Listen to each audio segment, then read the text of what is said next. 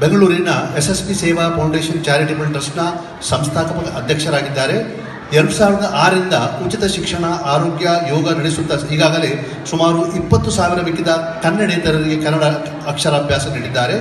ಕರ್ನಾಟಕದ ಮೂಲೆ ಮೂಲೆಗಳಲ್ಲಿ, ಗ್ರಾಮೀಣ ಪ್ರದೇಶಗಳಲ್ಲಿ ಮತ್ತು ದೇಶದ ಎಲ್ಲೆಡೆ ಇವರು ಉಚಿತ ಯೋಗಾಭ್ಯಾಸ ನೀಡಿದ್ದಾರೆ. ಸುಮಾರು 10 ಲಕ್ಷ ಮಂದಿ ಇದರ ಉಪಯೋಗ ಪಡ್ಕೊಂಡಿದ್ದಾರೆ. 1997ರಲ್ಲಿ ಅವರು ಮೊದಲ ಪುಸ್ತಕ ಪ್ರಕಟಣೆ, ಒಟ್ಟು 6 ಪುಸ್ತಕ ಇವರು ಬರೆದಿದ್ದಾರೆ ಯೋಗದ ಮೇಲೆ ಮತ್ತು ಆರೋಗ್ಯದ ಮೇಲೆ. ಕರ್ನಾಟಕದಲ್ಲಿ ಇವರಿಗೆ ಹಲವಾರು ಪ್ರಶಸ್ತಿಗಳು, ಪುರಸ್ಕಾರಗಳು ದೊರಕಿವೆ. ದಿವಂಗತ ಜಯಲಲಿತಾ ಅವರು ಇವರಿಗೆ ಜೂನಿಯರ್ ಮದರ್ ತೆರೇಸಾ ಪ್ರಶಸ್ತಿ ಕೂಡ ನೀಡಿದ್ದಾರೆ.